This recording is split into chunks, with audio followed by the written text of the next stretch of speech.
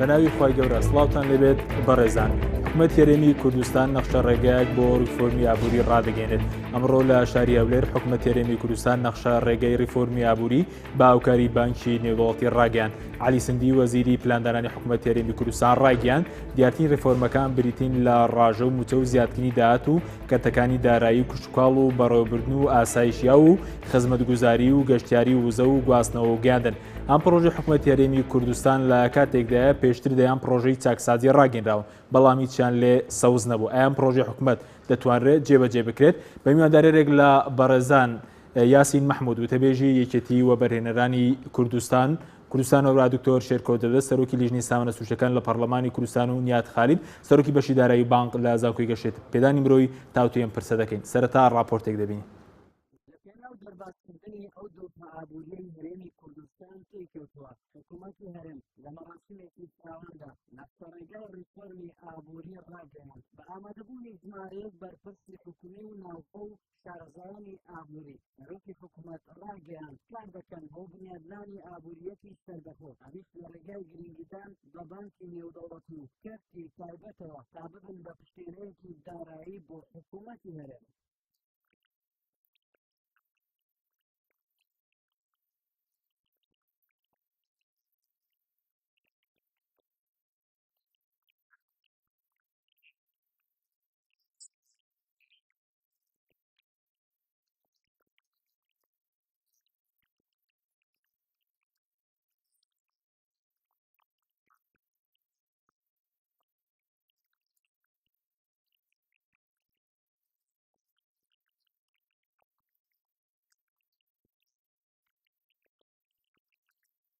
لەلایەکی کوریس وەزیری پلاندانان کە بەرنامەڕێژی بۆ دەربازبوون لە ئاستەنگە ئابووریەکان کردووە ڕاگەیاند ڕێگەی بێکاری و هەژاری زیادی کردووە بۆیە ئەوان دیدگایەکی درێژخایەنیان ئامادە کردووە تاوەکو بتوانن ڕیفۆرم لە ئابووری هەرێمی کوردستان بکەن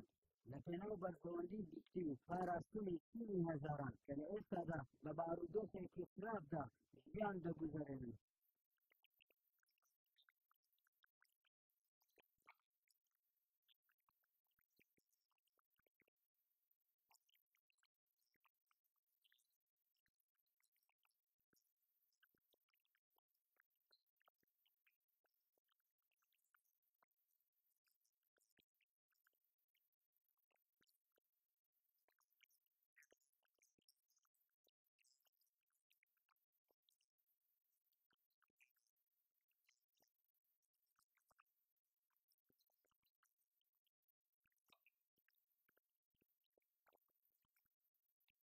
ئەگەرچی چەندین جار حکوومەتی هەرێم پلانی چاکسازی ڕاگەیاندووە و بەرگە هەڵبژارنەکانی سەرۆکی حکوومەت بەڵێنی خۆشگوزەرانی بە هاوڵاتیاندا بەڵام ئەم کابینەیە حکوومەت ڕوبەڕووی زۆرترین ڕەحمەی هاوڵاتیان و بەشێک لەلایەنە سیاسیەکان بوویەوە کە پێیان وایە حکوومەت لە فرۆشتنی نەوت و ئەو داهاتەی دەستی دەکەوێت ناشەفاف بوو و پلانەکانێکی بۆ خۆ دەرباسکردن جێبەجێ نەکردوون. ئاراس عەزیز کەناڵی پەیام هەولێر.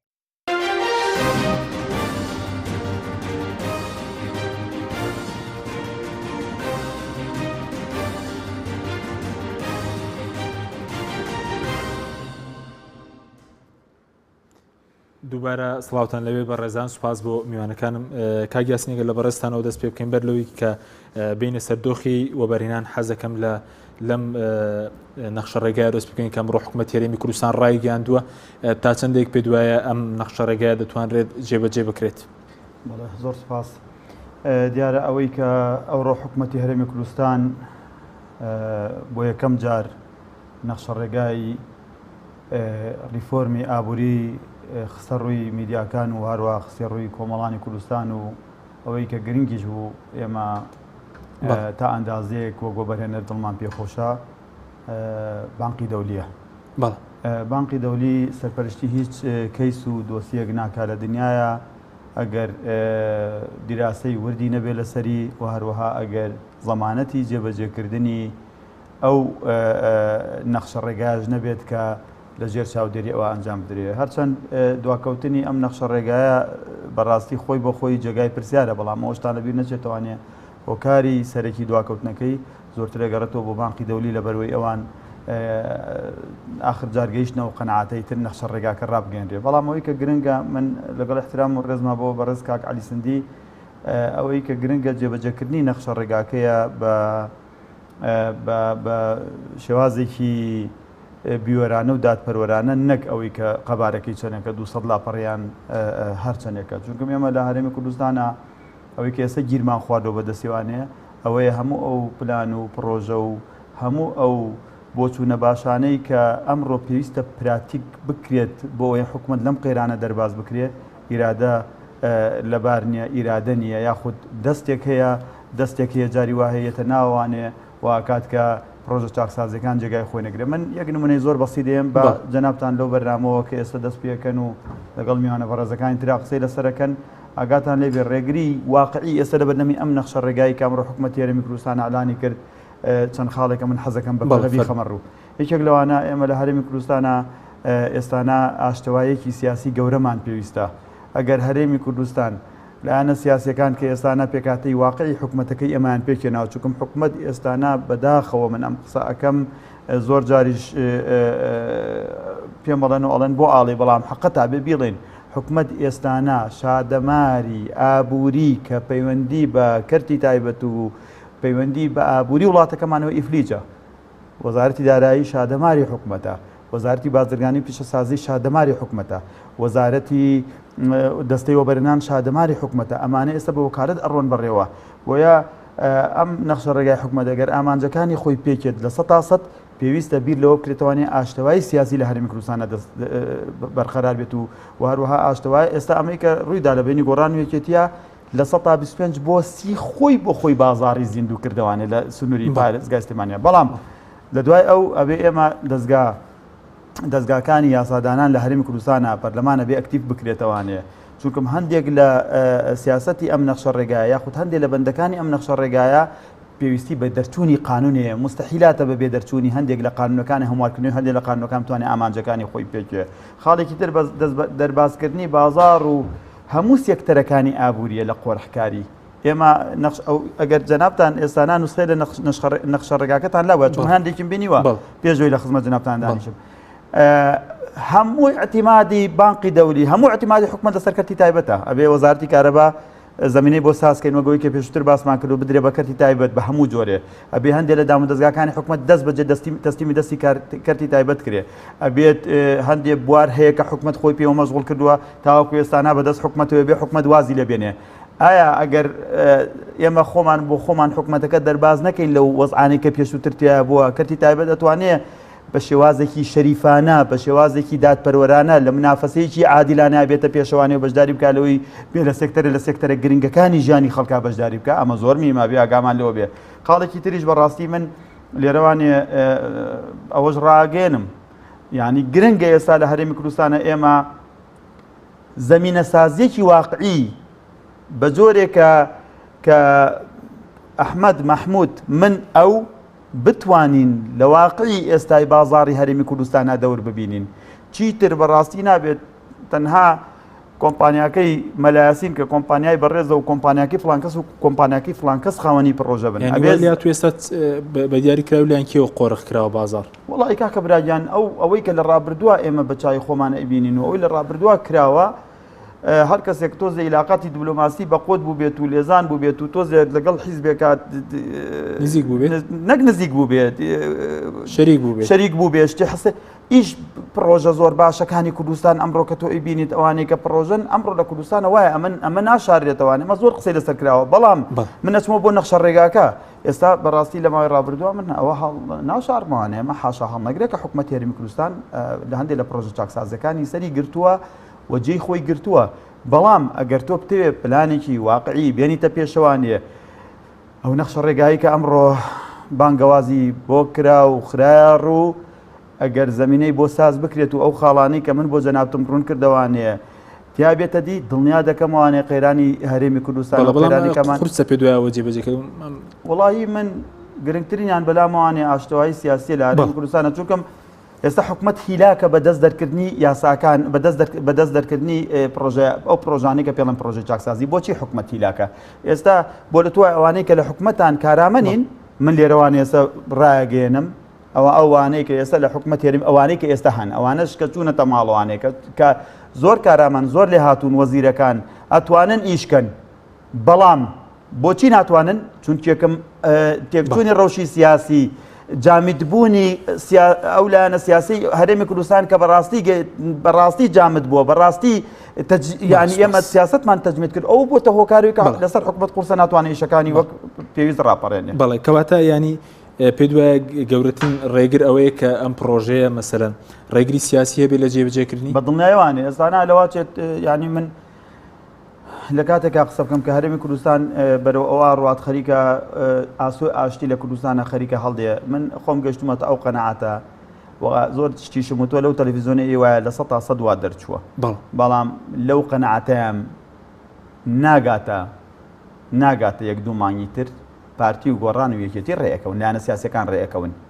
بە ڕێکەوتنی ئەوان ئەو نەخشە ڕێگایە هەر خۆی بۆ خۆی جێبەجێ ئەبێت بەشێکی زۆری جێبەجێ بێ بەڵام ئەوەی کێتە بەدەمی نەخشە ڕێگاکە کاکە ئازانی نەخشە ڕێگا جەنابەت خۆ ناوی خۆی بەخۆیەتی ئێمە نەخشەیەکمان داناوە بۆی بە ڕێگایەکی تەندروستە بڕۆین هەرێمی کوردستان لەم قەیران و نەهامەتی و نەکبەتی کە بەسەری هاتۆ ڕزگاریکەین بەڵام ئەوانەی کە ێنە ڕێگای بە دڵنیایوانەیە هەندێک خەڵکی خاوەن مەسلحەت هەیە لە وڵاتی ئێمەیە کە مەسلحەتی هەیە هەموو هێز و توانا و لایەنی ئابووری خۆی بەکارێنێ بۆی مەسلحەتەکەی تێک نەچێت بەڵام بەم نەخشە ڕێگایە مەسلحەتی زۆر کەس تێگەچێ مەسلحەتی مەلایاسین تێگەچێت مەسلحەتی زەلامی وا تێگەچێت چەند ساڵە لەم کوردستانەیە کە دانیشتۆ خۆی نەک بەسەرکی حکومەت دەزانێت خۆی بە پاشای وڵاتەکە ئازانێت مەسلحەتی وانە تێگەچێت بۆیە نەخشە ڕێگاکە ئەگەر ئاشتەوایە سیاسیەکە بێت و سبەینە بەڕاستی ئەگەر ئاشتەوایی سیاسی بێم 4-5 برا خۆشەویستە ئاش بنەوانێ و کۆتایی بەم هەموو نەهامەتی بێن کە لە کوردستانە چونکەم ئێمە ئاگادار بە قەیرانی سیاسی قەیرانی دارایی لەبیر بردوونێت و ئێستێمە قەیرانی داراییمان لە کوردستانە لە دوای بەرزبوونەوەی نرخی نەوت لە بازارەکانی جیهانە بۆ سەر و $50 شتێک نێ ناوی قەیرانی دارایی بێ لە هەرێمی کوردستانە جاگوێرە برای خۆت بگرە برای عەزیزم ئەمە کێشەکەیە ئێستا ئێمە قەیرانی سیاسیمان گەیشتوتە بندەست لایەنە سیاسیەکان ڕێناکەونەوانێ پەرلەمان پەکی کەوتووە حکومەت 5 وەزارەتی حکومەتەکەی تۆ بە وەکارەت ئەڕوا بەڕێوە دەیان کێشەی ترمانەیە لە حکومەتە دەبەری سەوز و دەبەری زەر تاوەکو ئێستانە نامەکان کەیە بۆ لایەن وەک یەک نای خوێندنەوانێ محافزەکەی ئێماڵی کێشەم هەیە یەتە سەر تەلەڤیزۆن بە جۆرە قساکە کە کێشەی هەیە لەگەڵ حکومەتە لەو لاوە بە جۆرێکی تر ئەمانە ئەگەر ئێمە ئەم زەمینەی ئاشتەواییە ساز بکرێت و ئاشتەوایی واقعی لە کوردستانە بێتە دی ئەو نەخشە ڕێگایەکان بە حکومەتێنایەتی لە 100 ئامانجەکانی دواتەگەرم و لای بەڕێز ئەگەر بچین لای مامۆستانیات خالد کە بەڕێزیان لە ئەستودیۆی سلێمانی لەگەڵمان مامۆستا زۆر سوپاس بۆ ئامادەبوونت دەمەوێت ڕای بەڕێزیشتان بزانین وەکو شارەزایەک لە بواری ئابووری و بەڕێزتان ماستەبتان هەیە لە بواری ئابووری نێودوڵەتیدا ئایا مەسەلەن ئەم نەخشە ڕێگایی کە ئەمڕۆ حکومەت ڕایگەیاندووار لە ناوەکەی دەست پێ بکەین باز لە ریفۆرمی ئابووری هەرێمی کوردستان لە پێناو بژانەوەی گشتی و پاراستنی چینی هەژارە لە بنەڕەتدا ئەم نەخشەیە بۆ پاراستنی چینی هەژارە؟ بەڵێ سەرەتا بەناوی خوای گەورە و میهرەبان زۆر سوپاس بۆ ئێوە سڵاو لە بینەرانتان وەڵام من لە شوێنی تریش هەروتومە هەموو ئیسلاحێکی ئابووری هەموو ریفۆرمێکی ئابووری پێویستی بە 3 بوعد هەیە بوعدێکیان کارژێڕیە بوعدێکیان ئابووریە بوعدێکیشیان سیاسیە بعد کارژێڕیەکەی پێویستی بەوە هەیە الرجل المناسب في المكان المناسب يعني پیاوی شایستە لە شوێنی شایستەیە بێ بعدە ئابووریەکەی پێویستی بە شەفافیەتی داهات و خەرجی هەیە بعدە سیاسیەکەشی پێویستی بە ئیرادەیەکی ڕازگۆیانە هەیە لەگەڵ خەڵکو و لە نێوان هێزە سیاسیەکانە بۆ بابەتی ئەمەی کە بەڕێزە باسی ڕیفۆرمی ئابووریەکەی ئێمە وەرەقەی ئیسلاحیمان زۆر بۆ ئەم ماوەیە وەرەقەی ئیسلاحیەکە لە زانکۆکانە بەرزکراوەتەوە وەرەقەی ئیسلاحی لە نەدووەکانە بەرزکراوەتەوە وەرەقەی ئیسلاحی لە بڵین ئەو کۆڕبەندوشتانی کە هەبوو لە ماوەی پێشوایە لە ماوەی ئەم 2-3 ساڵایە لەواچی بڵم هیچ وڵاتی بەقەدەر هەرێمی کوردستان کۆڕبەندی نەگرتووە لەسەر ریفۆرمی سیاسی و زۆرترین وەرەقەی ئیسلاحی بەرزکراوەتەوە بۆ حکوومەتی هەرێم و بەشێکی زۆریشی هەر پرگوێ خراوە کەسی گوێ لێ نەگرتوون و بۆ معلومات دەیان ملیۆن دینار و ملیۆنەها دینار خەرج کراوە لەو کۆنفرانس و کۆنگرەوەوانە بەڵام تاوەکو ئێستا حکوومەت بە حرفێک بە شێوەی دەستخۆشی بێ بە شێوەی ئەوەی کە بڵێ ئێمە ئەم خاڵانەمان قبوڵە ئەم خاڵانە بەجێگەنی ئەم شتانە نەکراوە بەڕاستی بۆیە ئەو ریفۆرمەی کە ئێستاش هەیە ئەم وەرەقەیە ئەم 200 وەرەقەی کە ئێستا ئامادەکراوە لە ریفۆرمی ئابووری یەک جیاوازیەکی هەیە لەگەڵ ئەوەی ئەوانی پێشووتر لەگەڵ ئەو قسانەی پێشووتر کراون لەگەڵ ئەو بڕیارانەی پێشووتر و ئەو وەرەقانەی پێشووتر ئەویشەوەی ئێستا بانکی نێودەوڵەتی هاتۆتە پێشەوە تا حدێک سندوقی نەخلی نێودەوڵەتی لە ناو بابەتەکەیەوە ئامادەی قەرز با بە عێراق و هەرێمی کوردستان ئەوێ پێشەوە بکەوێتە خۆی و ئامادەسازی بک بۆی بەشێک لەو قەرزانە بەر هەرێمی کوردستان کە بەلانی کەمەوە 2 بۆ 3 میلیارد دلارێکی لەو 15 میلیارە جیاوازیەکار ئەوە نیە سندوقی نەخلی نێودەوڵەتی یاخود بانکی نێودەوڵەتیش بە ئاسانی قەرز نایەن بە هەموو وڵاتێک بە تایبەتی ئەگەرەوە هەرێمێک بێ لە ناو وڵاتێکیشا ئیلا بە کۆمەڵ اعتیبارات نەبێ هەرێمی کوردستان لەو اعتیباراتانە ئەوە ئێستا بەشێکە لە هێزی دژی تیرۆر و ئێستا شەڕەکە ئەکرێت هەرێمی کوردستان بەشێکە لەوەوە هێزی پێشمەرگە بەشێکە لەوە بۆ اعتیباریکان بۆ هەرێمی کوردستان داناوە بەشێکی تریە و زەختەیە کە شارەی ئەمریکا لە ناو کۆمەڵگەی نێودەوڵەتی و بەشێک لەو وەکو ئیتالیا وەکو ئەڵمانیا دروستیان کردووە لە نێوەندە نێودەوڵەتەکانە بۆ ئەوەی یارمەتی هەرێمی کوردستان درێتا لەو قەیرانە دەربچێت هەرچەندە هەموو لایەگەزانن کە ئەم قەیرانەی هەرێمی کوردستان وەکو ئەو میوانە بەڕێزش لای جەنابەوەتی ئێستا ئێمە لە قەیرانانین هەر ئەو قەیرانەی کە هەیە و پێشتریش دروست بووەوە ئێستاش بەهۆی هەڵی سیاسیەکانمانەوە بۆ نەک بەڕاستی قەیرانێکی ڕاستەقینە بۆ ئێمە تیا بوو بێتین چونکە قەیرانی ڕاستەقینەوە بوو کە لە یۆنان ڕوویدا قەیرانێکی ئابووری ڕاستەقینە بەماوەی 6 ساڵەیەخی ئەو وڵاتی گرتووە بەڵام لە کۆی ئەو 300 میلیارد دلاری کەوا قەرزارە وڵاتی یۆنان تاوەکو ئێستا دەستی نەبردەوە بۆ موچەی فەرمانبەر بەڵام هەرێمی کوردستان یەکەم زەحیە بریتە لەو چینە ڕەشوڕوتەی کە پێڵەن فەرمانبەر و چینی ناوەند و ئەوەی کە با بڵێن لە ناوەڕاستی خەڵکایە نە فەقیرە نەدەوڵەمەنە ئێستا ئەوەیە کە ئێمە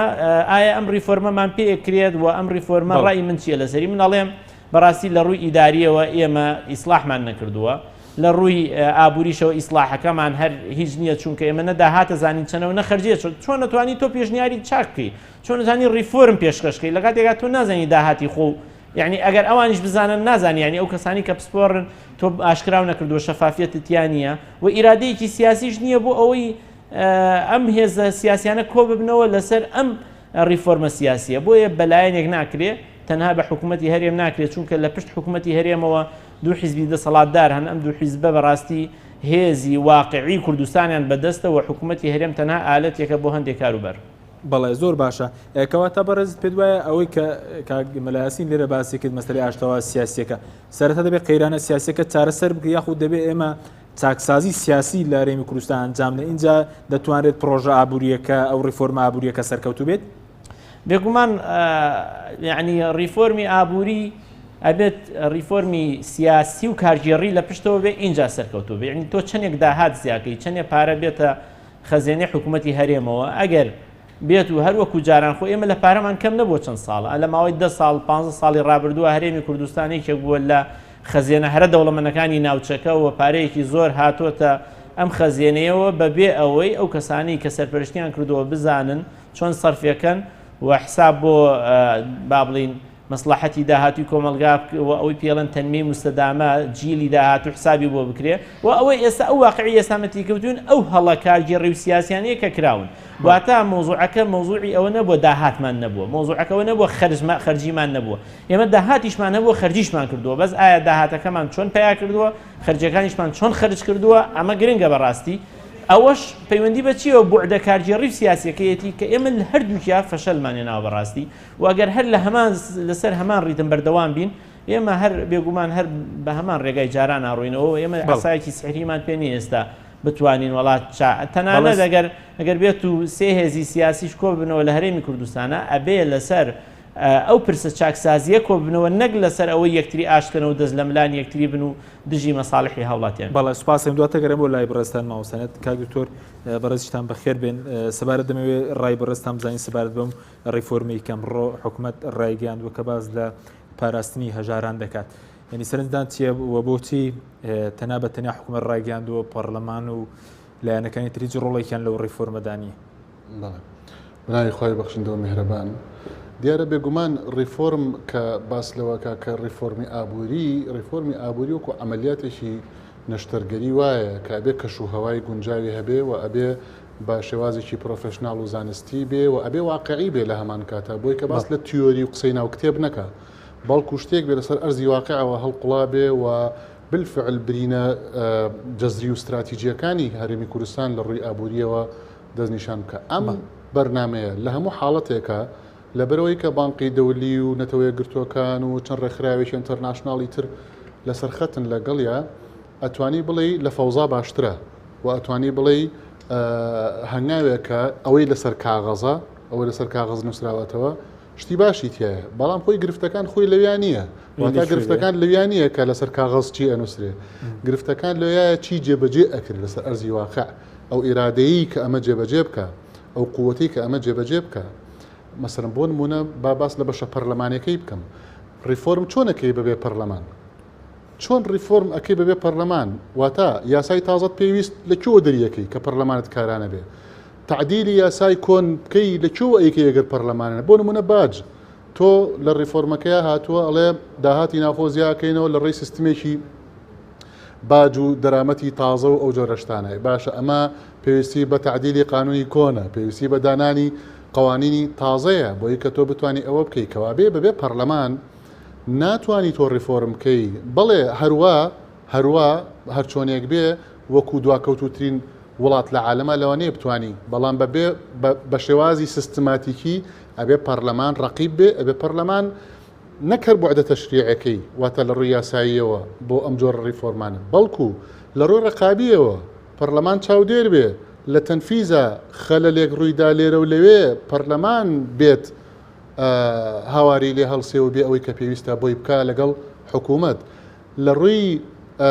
هەڵسەنگاندنەوە کاتێک کە تۆ هەنگاوێک ئەنیت هەنگاوەکە باشە یا خراپە ئەمە ئەبێ کێ بیکە. لەبەرەوە بەبێ پەرلەمان کە مؤسسەی مەشروعی ئەم هەرێمی کوردستانە بۆ ئەم ئەرکانە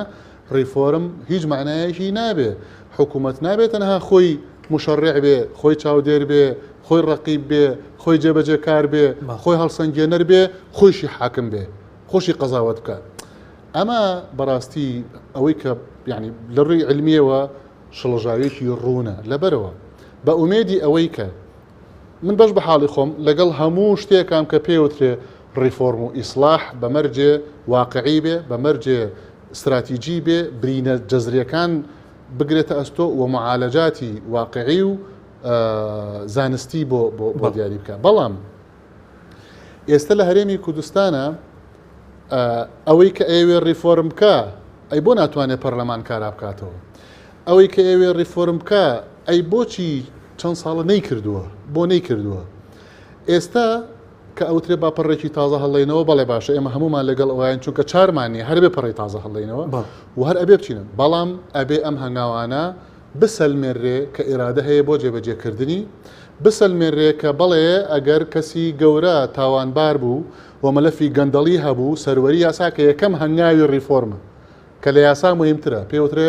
سەروەری یاسا ئەمە بەسەر هەمووانە جێبەجێ ئەکرێت. ئەو کاتە تۆ ئەیسەلمێنی کە ئەتوانی نەخێر خۆی ئیشکالەکان لەویایە. تۆ چۆن ئەتوانی ڕیفۆرم بکەی ئەگەر بێت و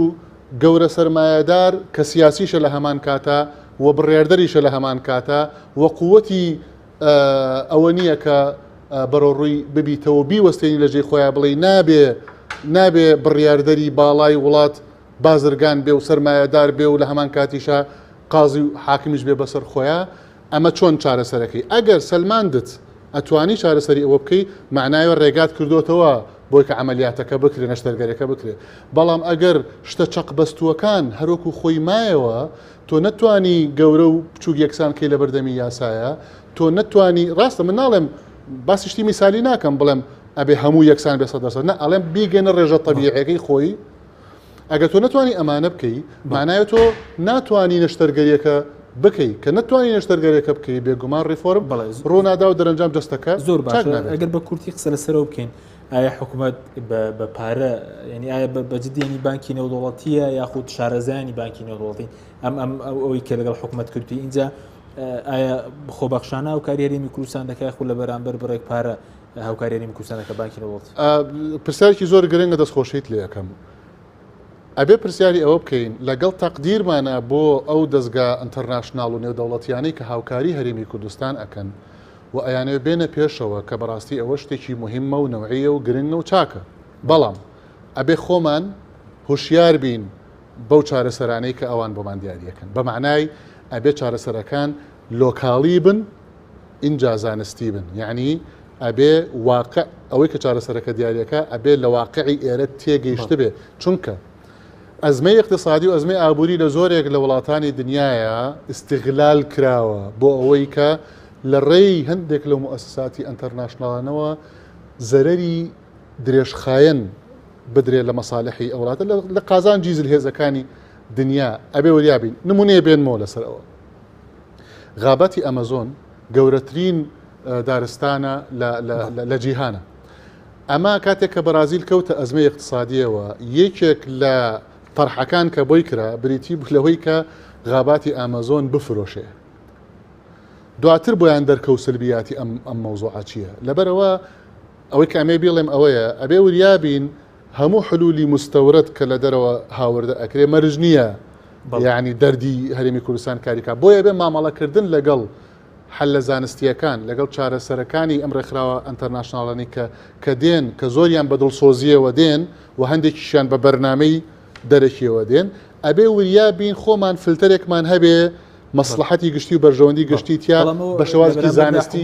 هەڵسەری پێدا یاخود خۆبەخشانێ و کارەوەدیکی دوو جۆرە بەشێکیان تەکنیکیە کە ئەوەش مەسەلێکی زۆر مهمە کە لە ڕووی تەکنیکیەوە ڕیفۆرم بکرێت چونکە ڕیفۆرم چاکسازی زانستە علمە یعنی تەنها نیەت و حەز نییە عملیاتکردن نەشتەرگەریکردن مختص ئەبێ بیکە مختص نەک تەنها لە نەزەری و لە عملیە ئەبێ بیکە ئەمە یەک دووهەم مەسلەی پارە و دانی قەرز کە ئەوە ئەدرێ بە عێراق و مەفرۆزە بەشی هەرێمی کوردستانیشی لێ بدرێ و ئەوە بەشێکە لەو هەنگاوانێکە زۆر کاک مەلاسین بێم وڵای بەڕێزی سەبارەت بە ئەمڕۆ باز لە وەبەرهێنانیش کراوە کەم کەرتە ئەکتیڤ بکری ئێستا دەمەوێت باز لە دۆخی وەبەرهێنان بکەین لە سای قەیرانی دارایی و سیاسی چ کاریگەرێکی خراپی هەبووە لەسەر دۆخی وەبەرهێنان لەسەر ئاسێکدا ئێستا ئێمە لە سەرەتا دەستپێکردنی قەیرانی دارایی قەبارەی وەبەرهێنان 43 ملیار دلار بووە ئەوەی بەس لە دەستی وەبەرهێنان مۆڵەتی دراوەتێ و هەروەها عەرزی برای خۆم کەم وەزارەتی بازرگانی و پیشەسازی خۆی لە ڕێگای بەڕێوەبەریاتی پیشەسازەکانەوە دەیان مۆڵەتی بە کارخانە مامناوەند و بچووکەکان داوە بەڕێوەبەریاتی گەشت و گوزار خۆی بۆ خۆی دەیان مۆڵەتی داوە لە ڕێی وەزارەتی بازرگانی لە ڕێی وەزارەتی شارەوانی گەشت و گوزارەوە بەڵام من بەڕاستی حەزەکەم هەندێک ئیزافە بخەمە سەر قسەکانی وەڵامەکە جەنابیشت بمەوانێ ڕیفۆرم ئەمڕۆ لە کاتێکە باسی ڕیفۆرمی ئابووریەکرێت هەرێمی کوردستان من ئەم ژمارانەی کە باسێکم زۆر جار لە بەرنامەکانە ئەڵێم بەرپرسم بەرامبەر بە ژمارەکان ئامادەشم لە هەر شوێن و جێگایەکەوە بانگم بکەن ئەو ژمارانە بە شێوەیەکی زانستی واقعی خەمە ڕوو ئێستا کەرتی تایبەتی هەرێمی کوردستان و وەبەرهێنەران بەهۆی قەیرانی داراییەوە زەرری 10 ملیار دۆلاریان لێکەوتووە یعنی ئێمە لە چ کاتێکا ریفۆرمەکەین ریفۆرمی ئابووریەکەین ئەمڕۆ 10 ملیار دلار زەرەر و زیانی قەیرانی دارایی و سیاسیە لەسەر وەبەرهێنەران و کە چەندین وەبەرهێنەری بەتوانە و لێهاتوومانێ بەدا خۆمایە پووش بوون و ئەسڵەن کوردستانیان بەجێشت و هەشە خۆی کوشتەوە هەیە باوکی وەبەرهێنەرەکە خۆی ئینتیحار کردووە بێکاری ئێستا لە هەرێمی کوردستانە لەم کاتێک کە باسی ریفۆرمەکرێت لە 90 ئێستا بێکاری چونکە ئێمە هەر لەکرد لە وەبەرهێنان و لە بەڵەندەلاتی 300,000 کەسمان نادێتەوە ماڵەوانێ هەژاری لە 100 زیاتی کردو لەگەڵ ساڵی 2013 و هەروەها نەختینە لە بازاری کوردستان بوونی نەماوە سیستەمی بانقی نەک سیستەمی شتێک نەماوە ناوی بانک بێسە لە کوردستانە بیمە لە کوردستانی عێراقا ئێسانە بوونی نییە بەداخەوانێ دەیان یاسای گرنگکەیە من تەیدی جەنابی کاکە شێرکۆکەم یاسای گرنگکەیە کە بنەمای نەک ریفۆرمن بنەمای ئابووری و واقعی و ژێرخانی ئابووری هەر وڵاتێکن لە وڵاتەکە ئێمە لە یاسای پاراستنی بەرهەمە ماڵەکانەوە لە یاسای کار و دەستەبەکردنی هەرچی و یاسانە یاسای تەنانەت هەموارکردن و یاسای وەبەرهێنان یاسای فلێزی لا فلێزیە تا یاسای ئەمانە لە کوردستانی عێراقا ئێستانە بەداخەوانێ بوونی نییە ئێستا لە هەرێمی کوردستانە دایان سەرمایه‌دار و کۆمپانیا بانگەوازی مفلیسبوون و ئیفلاسبوونی خۆیان ڕاگەیاندووە لەو هەرێمەی توایە کەرتی گشتی کە بە موچە خۆی بەندە پەکی کەوتو موچەی هەرێم نادرێت شتێکی خەتەرتر کە زۆر خراپە من ئەپرسم ئێستانە خۆ من نەک لەگەڵ ئێمە زۆر دەمەکە چاڕوانەوەکەن ئەو ریفۆرمی ئابووریە چونکەم ئاگامان لێتی بانگەوازی بۆ بکرێ و ڕاگەیانی بۆ بکرێ بەڵام لەو بەرنامانەدا من حەزەکەم میدیاکان زۆر بەیاخی پێ بدەن زەمینە سازکەین بۆ ئەم ریفۆرمە بێتە چونکە مەگەر ئەم جارە خوا نەخواستە هەموو پرۆژە چاکسازیەکانی پێشوو من لەگەڵەوە برا خۆشەویستەی تر کە ئێستا ئەوەی کە ئێستا میوانمانە لێرە لەسەر مامۆستا لەگەڵ یان ئەو هەموو پرۆژە چاکسازی و هەموو کۆنگرە و هەموو قسەکردن و ئەو هەموو بەرنامە و هەموو شت بەرزکردن بە حکومت بۆ جێگای نەگرت زمینە سازی نەبوو خاڵانی کە لە پێشتر باسم کرد دووبارەی ناکەمەوانێ بەڵام ئەگەر خوا نەخواستە خوا ئەوە نەکات ئەگەر ئەم جارە ئەم ریفۆرمەی کە بانقی دەولی و سندوقی نەقدی دەولی سەرپەرشتیەکەن وەک مامۆستا باسی کردبەوەی کە هەرێمی کوردستانیش بخەنە چوارچێوەی شوێنێکەوە کە لە دەستوری عێراقا بە حکومەتێکی فیدراڵی بەسراوەوە بە حکومەتی ناوەندیەوە بۆی چاکسازی واقعی تیا بکرێت چونکە ئێستش عێراق بەم کاولبووی خۆی کە جاری وایە داعش لە بەغا نزیکە بێتەوانێ کە عێراق خۆتان نەزانن ئێستانە لە چ زروفێکی سیاسی خراپایە بەڵام لە ڕووی یاسا و لە ڕووی کۆمەڵێ واقعی ئەوەی کە ببێت بە پای ریفۆرمەکە ئەوان هەیەە بانقی دەولی بۆ ئێستانە بەغایان تاوکرد و عێراقیان تاوکرد و هاتوون لە هەرێمی کوردستان دەستیان پێکردووە بۆیە ئەگەر ئێمە من ئەپرسم ئێستانە ئەنجومەنی باڵای ئابووری هەرێمی کوردستان کە گەورەترین ئەنجومەنی اقتصادی ئەم وڵاتەیە بۆ کۆ نابێتەوانە ئەوە 2 ساڵە چەند کۆبوونەوەی کردووە بۆ کۆ نابێت بۆ ئەستا کاکە برای عەزیزم ئاخر چێ ریفۆرمەکە من خەریکە لێرانە ئەگەمە و قەنەعەتەکە کە ئەمە ڕابگەێنم ئەبێ برادەرانی ئێمە بە تایبەتی خودی سەرۆکی حکومەت و جێگری سەرۆکی حکومەت لەسەرمە هەڵوێستە بکەن ئەنجومەنی باڵای ئابووری بۆ کۆ نابێت و ئەنجومەنی باڵای وەبەرهێنان بۆ کۆ نابێت و ئایا ئەگەر ئەم دوو ئەنجومەنە حتا کۆش بنەوانێ ئێمە کێشەمانێ لە پەیڕۆ پرۆگرامی ئێستا ئەنجومەنی باڵای ئابووریە ئەنجومەنی باڵای ئابووری بەو پێکاتەی کە هەیەی زەلامی تیا مردووە ئێستا گەڕاوەتەوە بۆ لای خواجیان ئێستانە ئەو لە ناو ئەنجومەنەکەیە هەرماوە نازام لە قیامەتەوە قەرارەدا لەسەر برارەکانی ئەنجومەنی باڵای ئابووری هەمانە تەقاوت بووە ئەبێ پەیڕۆ پرۆگرامەکە ئەنجومەنی باڵای ئابووری بخێنەوە هەر بەڕاستی سەر بە قوڕی پێێتە پێکەنی نەک بۆ قەیرانی دارایی و واقعی ئێستا هەرمی کوردستان نابێت بۆیە ئەبێ جارێ لێرەوە چاکسازی واقعی دەست پێ بکەین ئەم دوو ئەنجومەنە پەیڕۆ پرۆگرامەکانیان جوان بنووسێتەوانێ و حکومەت پەسەندی کات و دەیان خەبیر و شارەزا و پەرلەمانتار و مامۆستای زانکۆ بێنە ناو ئەنجومەنانەوە ئەوانە ئەتوانن ڕێگا خۆشکەن بۆ نەخشە ڕێگاکە ئێمە خاڵێکی تر من کە ئێستانە لێرەشەوە حەزەکەم باسیەوە بکەم بۆچی ئێستا ئێران نتوانێەوە بەرهێنەرەکانی ئێمە بەرێت زۆر بە ئاسانی قەنعاتیان پێکەوەیان با پرۆژەی گەورە استراتیجیمانەتێ ئەوان لە دوای لابردنی لە دوای لاتوونی قەیرانی حساری اقتصادی لەسەر وڵاتەکەیان ئەو گەمارە کە ساڵانەکەی خێ پێگرتوون ئێستا یاسایان گۆڕیوە زمینەیەکی زۆر عەجیبیان ساز کردووە ئەو مۆڵەتەی کە دێنە دەست مستەسمیرەکە لە وڵاتێکی دەوڵەتداری حکومداری خاوەن قانونە مۆڵەتەکە دێنە دەست مستەسمیرەکەش بانک پشتیوانەیەکەوەتە ئێستا مستەسمیرمانەیە پێشتر گیری خوارووە پرۆژێک و لاولێر ئێستا لە بانە لە شاری بانە کە شارێکی کوردیا باشترین سەرمایه‌دارە ئێران ڕێزی لێگرن مستەسمیرمان ئێستا باشترین معمەل دروستەکە لە معمەلی چیمەتۆ دروستەکە لە ئێرانە بۆیە ئێوەشمان لەبیر نەچێتوانێ ئەبێ من ئەزانم کە زۆر لە کاتی خۆم بر بەڵام قسەش باز دەکەم ئێوە ئازان ئێستانە حکومەتەکەی ئێمە بەشەکەی سلێمانی آخر حکومەتی هەرێمی کوردستان لە 4 پارێزگانی هەولێر و سلێمانی دووەک هەولێر بەشەکەی سلێمانی ئێستانە ئەوانەیە کە لە حکومەتی ئێمە داوامەکەن هەفتەی 2 ڕۆژ داوامەکەن ئەساسەن حکومەت خۆی بۆ خۆی ئێستانە بپرسە لە برادێک بڵێ کاکارێتەوە بۆ داوام ناکەی ڕۆژەکان تر هەڵێ موچەکەم بۆ بە بەڕوێ ئەو 2 ڕۆژەش کە داوامەکە تا سەعات 12 داوامەکە بۆیە ئەو ریفۆرمە ئابووریە ئەمە دوایین چەکی حکومەتی ئێمەیە کە ئەمڕۆی خاتە مەیدانەوە بۆ ڕوبەڕبوونەوەی قەیرانە ئەگەر زمینەی بۆ ساز نەکرێ و خاڵانەی کە برادەرەکانیش باسی کرد بە تایبەتی ماوەسەنیا دەگەر بێمەوە لای بەڕێزت ببوورە دەنگ شاتن و لای بەڕێز سەبارەت بە زمینە سازکردن ینی ئەو پێوەرە ئابووریانە چین کە ینی دەکرێت حکومەت ڕەچاویان کە بۆی کە ئایا ئەم پرۆژەیە سەرکەوتوو بێ یاخود ئەم پرۆژەیە دەتوانرێت سەرکەوت یاخود جۆرێکیشە بۆی کە ینی بۆ شاردنەوەی قەیرانەکانە ینی بۆ نمونە پرۆژەیەکی کێمەلایەنە نییە پەرلەمانتیدا بەشدار نییە زیاترۆ کولانێک ینی دەردەکەوێت کەم پرۆژەی سەرپەرشتی بکات لەگەڵ بانکی نێودەوڵەتی بەڵێ وەڵی سەرکەوتنی ئەم پرۆژەیە من پێشتری ژەروتم ئەمە چوارچێوەیەکی ئیسلاحی هەیە ینی ریفۆرم ئەبێ هەموو زمینەکانی بۆ سازکردن میوانەکانی ژووتیان و من نایڵێمەوە بەڵام دوو ئیزافا خەمەسەری ئەوەی کە سندوقی نەختی نێودەوڵەتی و بانکی نێودەوڵەتی سەرپەرشتی هەر پرۆژەیەکەن یاخود هەر ریفۆرمێکەکەن لە هەر وڵاتێکە ئەوە بزانین ئێمە ئەمە هەرێمی کوردستان جیاواز نییە لە عێراق لە چوارچێوەی دەوڵەتی عێراقایە واتە هەرێمی کوردستان وەک بەشێک لە حکوومەتی عێراقی هاتوون با بڵێن ئەو چاکسازی ریفۆرمە لێرە تەواوکەن و دووهەم بەڕاستی حکوومەتی هەرێمی کوردستان بۆ خۆی واقعێکی زۆر شڕۆڵی هەیە لەو ڕۆوەکە حکوومەتی هەرێم هیچ بنیەیەکی تەحتی ڕاست و دروست و ڕێکوپێکی بنیاد نەناوە تاوەکو بەڕاستی ئەم بانکی نێودەوڵەتی سندوقی نەختی نێودەوڵەتی ئەو قەرزەی کە ئێن بە حکوومەتی عێراقی و بەشێکیشی بۆ حکوومەتی هەرەمە بێ قەرار وایە لە چوارچێوەی دەستوری عێراقیە بڵێن تۆ ئەتوانی قەرزەکانتی پێبیتەوە ئەتوانیت با بڵێن موچەی فەرمانبەری پێبێ ئەتوانی بانکەکانی پێپڕکەی لە پارەوە تا ئێستا ئێمە ئەبێ ئەوە بزانین بانکی نێودەوڵەتی سندوقی نەختی نێودەوڵەتی مەرجی خۆیان هەیە بۆ قەرز پێدان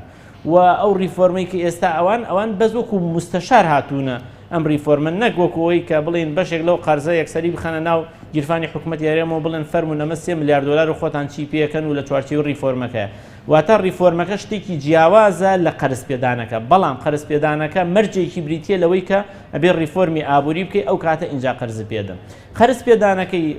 بانکی نێودەوڵەتی یاخود سندوقی نەختی نێودەوڵەتی مەرجی ئەوەیە ئەبێ بەڕاستی بۆ بنیادنانی ژێرخانی ئابووریە بەلانی کەمەوە بێت لە 170 بۆ 80 ئەو پارەی کە ئەدەنێ بۆ ژێرخانی ئابووری و بنیادنانەوەی خدماتی عامە و مەرافیقی عامە بێت و هەروەها بەشێکی تر لەو مەرجە ئەوەیە کە بەڕاستی من پێم سێر ئێستا لەم کاتەیە و لەم دەرفەتی کە ئێستا ئەو ماوەی پێشوە نزیکەی 3-4 مانگە ئێمە وەکو مستەشارێ بانکی نێودەوڵەتی و سندوقی نەختی نێودەوڵەتی لە عێراق و بەشێکی لە هەرێمی کوردستان کارەکەن یعنی پێم سێرە تاوەکو ئێستا باسی تەفعیلکردنەوەی پەرلەمانیان نەکردووە ئایا باسییان کردوتەوە یان باسییان نەکردوتەوە ئەمە بەڕاستی ئێمە لە کۆبوونەوەکانە نەبووین بەڵام پێم سێرە بانکی نێودەوڵەتی و سندوقی نەختی نێودەوڵەتی تەعامل لەگەڵ یاسایەکەن لەگەڵ شتی سیستماتیکاکەن قسە لەگەڵ لەسەر قسە نایکەن یعنی لە مۆزوعی تەنفیزی و دەسەڵاتی تەنفیزیە کەمتر وەگەوەی کە بڵێن پرۆژە یاساکانە ببینن و ئەبێ زمینی یاسایی ساز بێ وەکو کاک دکتۆر شێرکۆش وتی و ئێمە بێ بەڕاستی ئەوە بزانین کە سەرکەوتنی ئەم پرۆژێ و ئەم ریفۆرمە چەندێ دڵمان پێ خۆش بێت بێ دڵمان بۆ زیاتر خۆش بێ واقعەکە چی تیاگوزەرێ ئێمە بەڕاستی نایشارینەوە وەکو ئابووری ناسێک وەکو جەوە ئابوووریەکە ئێمە هیچ دڵمان خۆش نییە بەو ئاراستە ئابووری کە ئێستا حکوومەتی هەرێم گرتوێتی حکوومەتی هەرێم خەریکە کەرتی تایبەتە کوژێت لە کاتێکا کەرتی تایبەت کۆڵەکەی بنیاتنانەوەی ئابووریە لە هەر وڵاتێکە بەڵام ئێستا تۆ سەیری کە بزانە کەرتی تایبەتی چی بەسەر هاتووە و ئێستا ڕسمەلەی ئەم دەوڵەتە بەرەو دەرەوە چێ ڕسمەلەی ئەم ئیقلیمە و ئێستا با بڵێن کەش و بارە ئیسیسماریەکە ڕۆژ بە ڕۆژ خراپترە بێت کەواتە ئەوە کەرتی تایبێت کەرتی گشتیەکە ڕۆژ بە ڕۆژ سەیتەراکە بە شێوە سلبیەکەی واتە ڕۆژ بە ڕۆژ زیاترە بێت قورسایی زیاترە بێت لەسەر شانی هاوڵاتیان ئاو گرانترە بێت کارەبا گرانترە بێت مەرافیقی گشتی گرانترە بێت تەنانەت وای لێ هاتووە ئێستا خصوصیەتی گەنجانی ئەم وڵاتە و هاوڵاتیانی وڵاتانە خەریکە قورسترە بێت و هەمووشی حکوومەت مەرافیقی عامە با بڵێن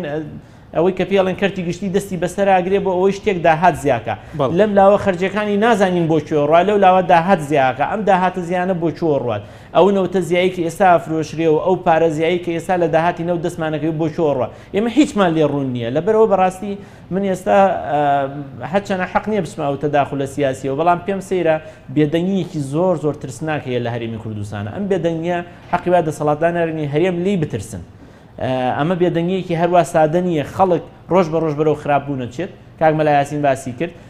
بابەتی فەقیری بابەتی بەتاڵب هەموو بابەتەکان بەرەو خراپترە چێ بەڵام خەڵک بێدەنگە ئەم بێدەنگیە هەروە درێژە ناکێشێت و 100 پرۆژەی ریفۆرم ناگاتەوەی لە واقعا تۆ بەرجەستەی خۆشگوزەرانیی کەمکەی بۆ هاوڵاتیانە تۆ ڕۆژ بە ڕۆژ هەموو قورسایەکانی هەڵەکانی حکوومەت خراپەکانی حکوومەت هەموو دەیتەوە بەبێ ئەوەی گوێ لە هیچ پسپۆڕێ بگری بەبێ گوێ لە هیچ کەسێ بگری کە لەناو واقعەکە یاژی و هاتوون کۆمەڵی پسپۆڕیان هێناوە لە دەرەوە وەکەوەی کە ئەنەما لە وڵاتی ئێمە هیچ پێشنیارێکی جوان نەبوو بێ بۆ چاکردنی واقعە باڵە سوپاس دەکەم دواتەگرم بۆ لای بەڕێستە ماوەستا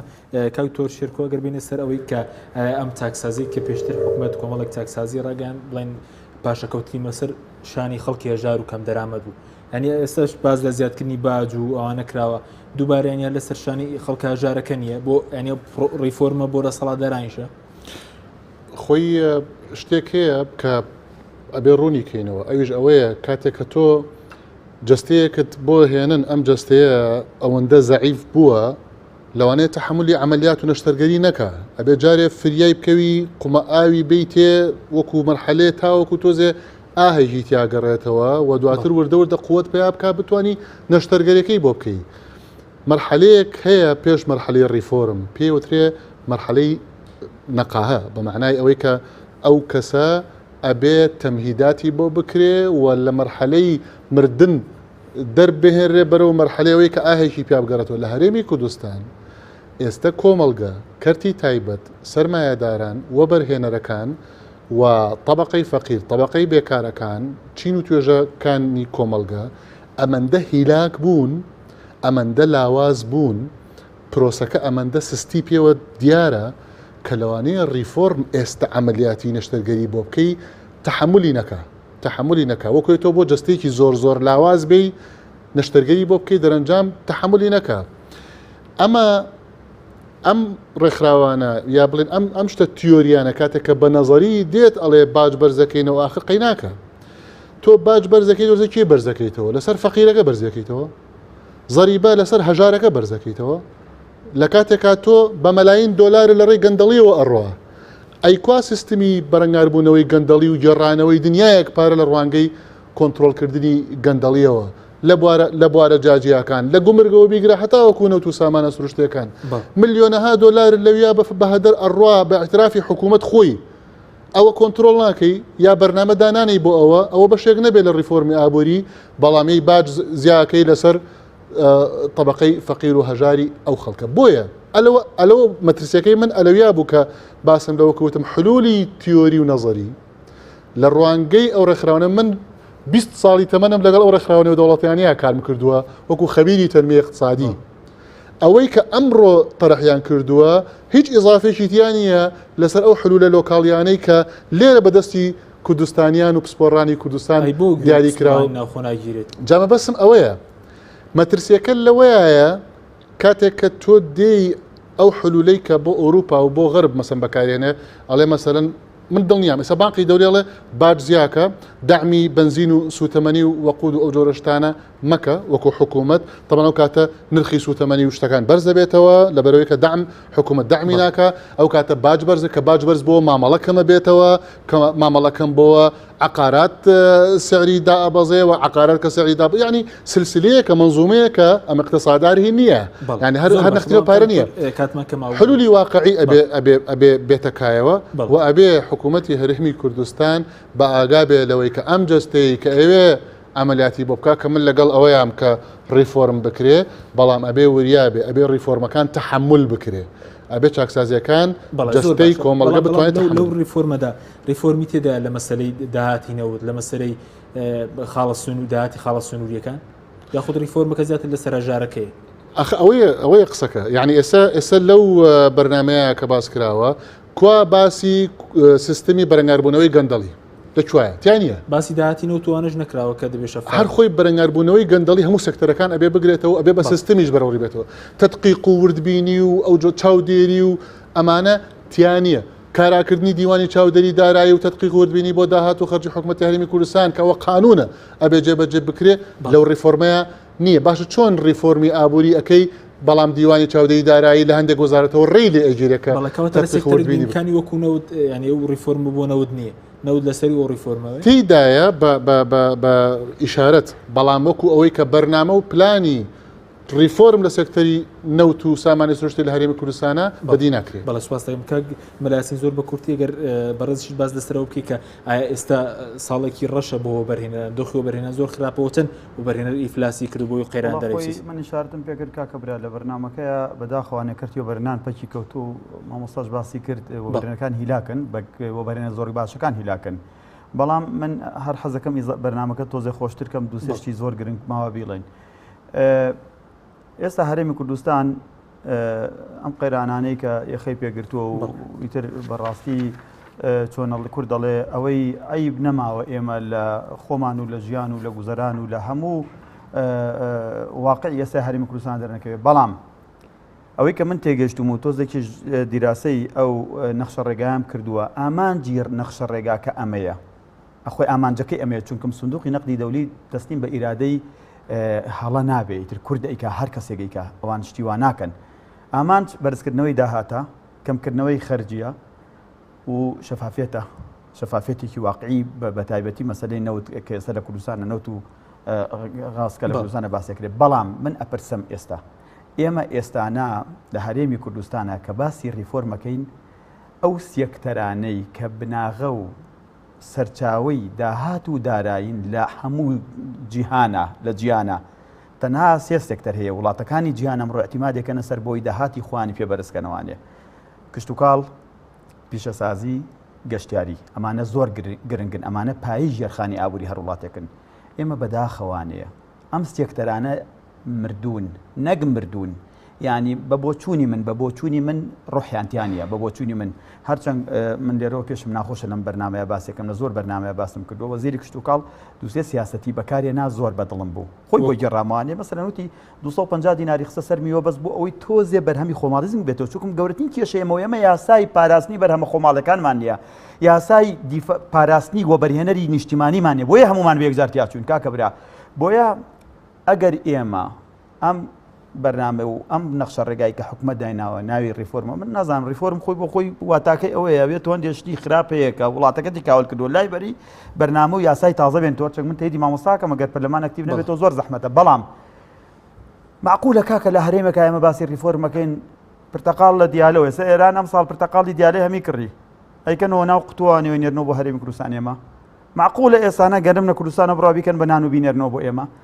ئێمە کەرتی پیشەسازیمان لەگەڵ کەرتی کشت و کاڵی و گەشتیاریمان بەداخەوانێ بە جۆرێ داکەوت و حکومەتیش ئاوری لێ نەدایەوە من لێرەوە جارێکی تر گلەی یەکەمەوە لە ئەنجومەنی باڵای ئابووری لە هەمووانەی کە لە حکومەتەکەی منە ئاخر کاکە کاگنێ چیرەڤان و کاقوبات گلیندایزەر نین ئەوانش دوو بەشرن بەڵام بەداخەوانێ هەندێک خەڵک هەیە لەم وڵاتە ئێمەیە من ئەم قساکەم لە بەرنامەکەیان نازانم دوای چەند عەزیەتمەدا هەندێک کەس هەن لەنا ئەوانەی کە لە بواری اقتصادی حکومەتەکەی ئێمە یاسا دەورە بین و بەرنامەدانێن بۆ حکومەت بەڕاستی بەس بەجل و بەرگ و بەسیارە و بە حیمایە لە لای من ئەو شەخصانە کار بەدەستی حکومەتن بەڵام وەک ناوەڕۆک من ئێستا داوا ئەکەم حکومەت هەرێمی کوردستان چەندین شارەزای باشمان هەیە ئەگەر بەگوێی ئەو شارەزایانە بکەن کاکە ئەگەر ئیرادە شەبێ و تۆزێکیش دەست لە بازار پێشنەوانێ بە دڵنیایەوانێت هەرێمی کوردستان ئێسانە هەموو خەرجی داهاتی بەکەمکردنەوەی موچەی ئێسامان 500 ملیۆن دلار برای عزیزم لە 150 کەمی کردووە 500 ملیۆن دلار ئەمە لە یاسینە بەم لە شارەزایی خۆم بەبێەوەی عەزیەتی خەڵکی هەژار بم تەنها دەستی تێ نەخەن هەندێک کۆمپانیا دەستی تێ نەخەن ئەو داهاتەی کە ئێستا هەمانە کە هەندێک وڵاتە دراوسەکانمان ناڵناگادار بکە من وەزیر خۆی بۆی گەڕامەوە لەسەر 250 دینارەکەی سەر بەپەلە بردیان بۆ تورکیا ئەگەر دەستی تێ نەخەن داهاتی هەرێمی کوردستان هیچ پێویستیمان بە فرۆشتنی نەود نییە ئەتوانین موچەی هەرێمی کوردستان بەس بە کورتی ئەوە لێ وەرگرم ئەگەر ئێستا داهاتی وڵاتە بخەنە ژێر دەستی جەنابەت دەتوانین موچەی پێداوین کەین تەنها 3 مانگ مۆڵەتم بن 3 مانگ داواش دە دووسێ برادری خۆشەویستمەکەن دوایی ئەو دەموچانە قوڵ بکەن بەس 3 مانگ مۆڵەتم بن ئەو داهاتی کە ئێستا هەمانە 80 بۆ 100 میلیارە ئاگادار بۆی بۆ وەزارەتی کشت و کاڵ شەوکەشە نازی پێکە زیاترمان نییە 300 میلیارد تەسلیمی حکومەت دەکەم بەس دەستی تێ نەخەن بەبێ ئازێتی بازاڕیش و بەعکسی شەوانیە بەعکسەوانێ من ئێستا لێرەشەوە داواکەم بە دڵنیایەوانێ موچەی هەرێمی کوردستان لە بەراوتەن موچەی هەرێمی کوردستان پێویستی بە فرۆشتنی نەودنی ئاگادار ببرێ عەزیزم ئەگەر ئیرادە هەبێ و چەند کەسێکی شەیە چەند کۆمپانیایەکی شەبێ دەست کێشنەوانێ من یەک شتی برانەت پێڵەم ئاگادار لێرەشەوە داواکەم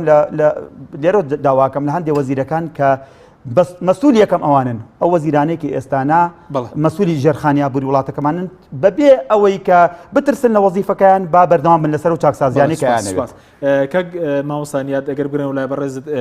بە کورتی بەڕێزت باز لەوە بکەیت ئایا ئەوانەی کە ئێستا ئەمڕۆ لە حکومڕانی دەکرێت ئەوانە ڕیفۆرمی ئابووری ئەنجام بدەن یاخود ئەوانە بەشێک نەبوون لەو گەندەڵیانەی کە لە ماوەی 22 ساڵی ڕابردوو لە هەرێمی کوردستان ئاگەن ڕیفۆرمی ئابووری بەوانە دەکرێت وڵای و پرسیارێکی سیاسیە و پەیوەندی بە ئابووریشەوە هەیە بەس من بە قسە ئەتوانم هەرجواب بەمەوە مادەم کۆتا قسەیە ئەمانەی کە چەند ساڵی پێشوو خۆیان کار بەدەستی ئەم هەرێمی کوردستانە بوون ڕەگ و ڕیشاڵیان بەڕاستی چۆتە ناو گەندەڵیەوە زۆر زەحمەتە بتوانن ئەم ڕەگ و ڕیشاڵی خۆیان دەربێنەوە و ئێستا چونکە بەڕاستی یەکەم بەرپرس هەر خۆیانن کۆتا بەرپرسی ژەر خۆیانن و ئەگەر بێت و دادگایەکی عادیلانە هەبێت لەواچێ زیندانی هەتاتایی زۆر کەم بێ بۆ ئەم کەسانی کار بەدەست بوونە تاوەکوێسەر لە ماوەی 25 ساڵەیە بە تایبەتی وانی کار بەدەستی یەکەم من ناڵێم هەموو کار بەدەستەکان لەبەرەوە زۆر زەحمەتە بەم کەسانە چاکسازی ڕاستەقینە بکرێت من ئەڵێم یعنی هەندێک ریفۆرمی شکلەکرێت و هەندێک داواکاری نێودەوڵەتی جێبەجێکرێ و پاشان خۆ ئەمە چاودێریەکی ئەوەنە وردمان نییە ئێمە لەسەر خاڵ بە خاڵیەوە ئەومان گەندەڵیان کردو بە یاسا ئیتر نە ڕێکخراوی نێودەوڵەتی توانێت ئەمەلیان پرسێتەوە نە ڕێکخراوی ناوخۆیی و نە دادگاکانیش یعنی هەر بە یاسا گەندەڵی بە یاسایی کراوە لەبەرەوە زۆر زەحمەتە بەڕاستی تۆ وەرە یاسا چی لێکیت یعنی تۆ گەندەڵی بە یاسا کرابێت تۆ چی لەم حاڵەتاکەیت بە یاسا دەیان سەدان دۆن و هەزاران دۆنم کراوە بە شێوەی گەندەڵی کراوە بەناوی ئەم ڕێکخراوە ئەو کۆمپانیاەوە. بەڵێ زۆر سپاس بۆ مامۆستانیات خالی سەرۆکی بەشی دارایی بانک لە زانکۆی گەشە پێدانی مرۆیی کە بەرزیان لە ستۆدیۆی سلێمانە زۆر سپاس بۆ بەرەتانە زۆر سپاس بۆ ڕێک لە بەرزان دکتۆر شێرکۆ دەودەست سەرۆکی لیژنەی سامانە سروشتەکانی پەرلەمانی کوردستان و یاسین محمود و تەبێژی یەکێتیەوە بەرهێنەرانی کوردستان کە بەڕێشتن لە ستۆدیۆی سەرەکی لەگەڵ مام سپاس بۆ کارم سپاس بۆ بینەرانی پرس خواتان لەگەڵ.